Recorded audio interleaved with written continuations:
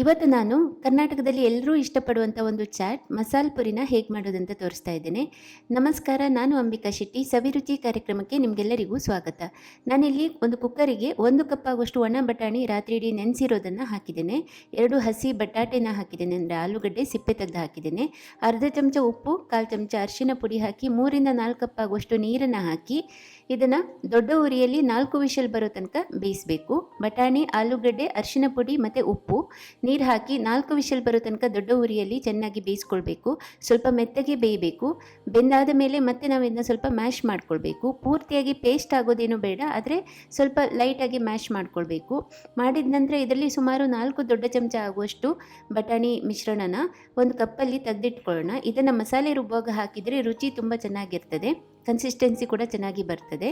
ಈಗ ಒಂದು ಪ್ಯಾನಲ್ಲಿ 1 ದೊಡ್ಡ ಚಮಚ ಎಣ್ಣೆ ಬಿಸಿ ಮಾಡಿ ಅದಕ್ಕೆ 2 ಲವಂಗ, 1 ಸಣ್ಣ ಚಕ್ಕೆ ಚೂರನ್ನು ಹಾಕಿ ಸ್ವಲ್ಪ ಹೊತ್ತು ಹೀಗೆ ಹುರಿದು ನಂತರ ಇದಕ್ಕೆ 10 ರಿಂದ 12 ಬೆಳ್ಳುಳ್ಳಿ ಎಸಳುಗಳು, ಹಾಗೆಯೇ 2 ಇಂಚು ಗಾತ್ರದ ಹಸಿ ಶುಂಠಿನ ಹಾಕಿ ಮತ್ತೆ ಪುನಃ ಬಾಡಿಸ್ತಾ ಇದ್ದೇನೆ.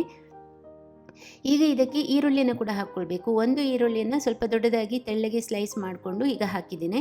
ಇದನ್ನು ಕೂಡ ಸ್ವಲ್ಪ ಹೊತ್ತು ಬಾಡಿಸಿ ನಂತರ ಟೊಮ್ಯಾಟೊ ಹಾಕ್ಕೊಳ್ಳೋಣ. ಟೊಮ್ಯಾಟೊನೂ ಕೂಡ ನಾನು ದೊಡ್ಡಗೆ ಹೆಚ್ಚಿಗೆ ಹಾಕ್ತೇನೆ. ಯಾಕೆ ಅಂತೇಳಿದರೆ ನಂತರ ಇದನ್ನೆಲ್ಲ ರುಬ್ಬಲಿಕ್ಕೆ ಇದೆ ನಮಗೆ.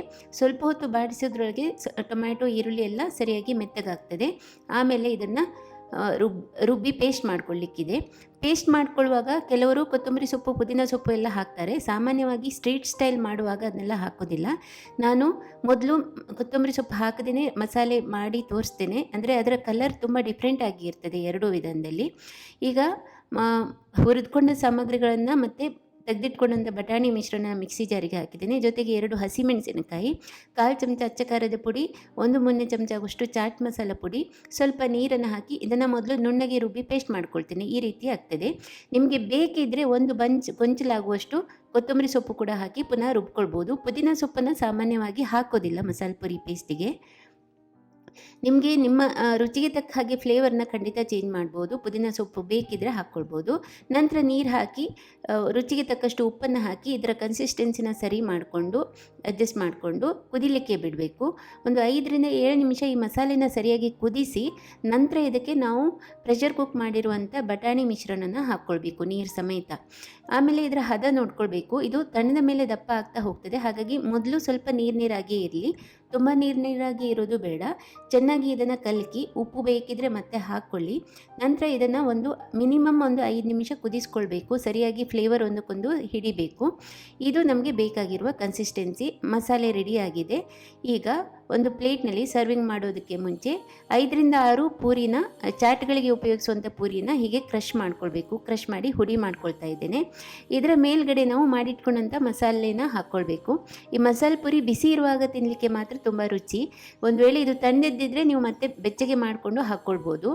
ಹಾಗೆಯೇ ಗ್ರೀನ್ ಚಟ್ನಿ, ಅಂದರೆ ಹಸಿರು ಚಟ್ನಿ, ಕೊತ್ತಂಬರಿ, ಪುದೀನ, ಹಸಿಮೆಣಸಿನ್ಕಾಯಿ ಹಾಕಿ ಮಾಡಿರುವಂಥ ಚಟ್ನಿ. ಇದು ಸ್ವೀಟ್ ಚಟ್ನಿ, ಅಂದರೆ ಖರ್ಜೂರ ಮತ್ತು ಹುಣಸೆಹಣ್ಣು ಹಾಕಿ ಮಾಡಿದಂಥ ಚಟ್ನಿ.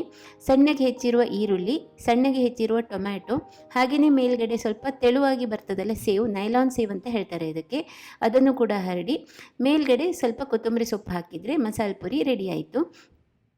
ಚಾಟ್ ಅಂತ ಬಂದಾಗ ಮಸಾಲೆ ಪುರಿಯನ್ನು ಇಷ್ಟಪಡದೇ ಇರೋರು ಸಾಮಾನ್ಯವಾಗಿ ಇರಲಿಕ್ಕಿಲ್ಲ. ಅಷ್ಟು ರುಚಿಯಾಗಿರ್ತದೆ ಇದು, ಮತ್ತು ಕರ್ನಾಟಕದಲ್ಲಿ ತುಂಬ ಫೇಮಸ್. ಇವತ್ತಿನ ಈ ರೆಸಿಪಿ ನಿಮಗೆಲ್ಲ ಇಷ್ಟ ಆಗಿದೆ ಅಂತ ಭಾವಿಸ್ತೇನೆ. ಇನ್ನೂ ಹೆಚ್ಚಿನ ರೆಸಿಪಿಗಳಿಗಾಗಿ ಸವಿರುಚಿಯನ್ನು ಲೈಕ್ ಮಾಡಿ, ಶೇರ್ ಮಾಡಿ, ಫಾಲೋ ಮಾಡಿ ಅಂತ ಕೇಳ್ಕೊಳ್ತೇನೆ. ಧನ್ಯವಾದಗಳು.